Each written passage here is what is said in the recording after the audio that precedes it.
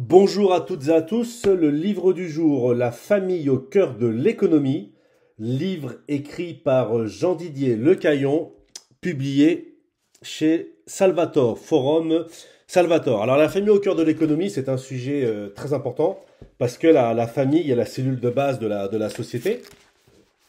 Et l'auteur, en fait, dès les premières pages, il rappelle qu'il y a trois types de familles. Il y a les familles il y avait les familles avec enfants, les familles sans enfants et les familles monoparentales. Alors lui il dit qu'il y a un vrai enjeu autour de la famille parce qu'elle est constamment attaquée sur le plan intellectuel et également matraquée sur le plan économique ou fiscal.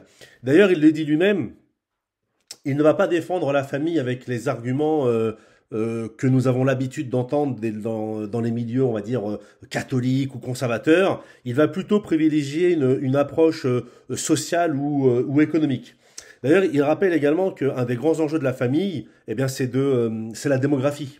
C'est-à-dire qu'un pays qui ne fait pas d'enfants, bah, ce pays n'a pas vocation à perdurer dans le temps, et ça pose également de nombreux problèmes d'ordre sociaux, d'ordre également économique, ou par exemple si on reste, même si je ne le souhaite pas à titre personnel, sur un système de retraite par répartition, si le renouvellement des populations n'est pas assuré, bah, les retraites ne sont également pas assurées par la suite.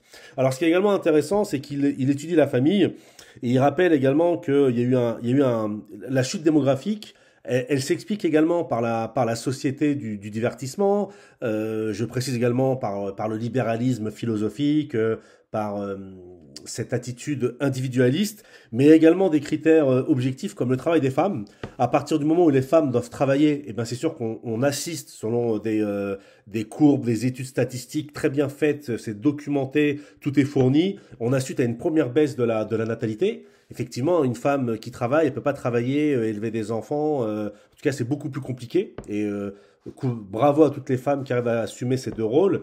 Mais je suis certain que beaucoup de femmes qui font ces deux activités préféreraient élever leurs enfants. Donc, il rappelle également que dans une famille, eh bien, comme les emplois sont moins bien payés, eh bien, le fait justement d'être moins bien payé n'incite pas à avoir des enfants.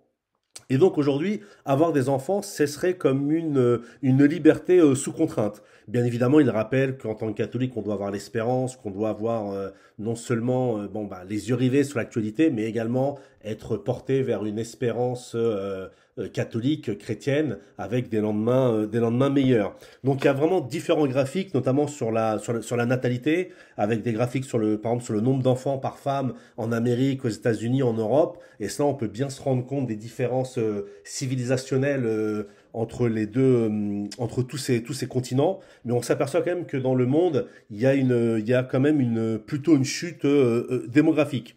Il y a également une rupture familiale avec la société de la modernité.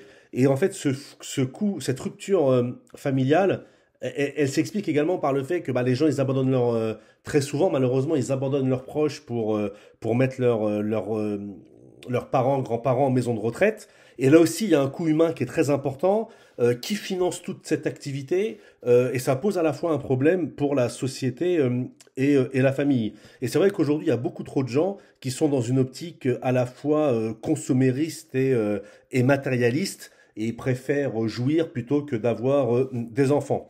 Donc, il faut comprendre que la famille, c'est une cellule.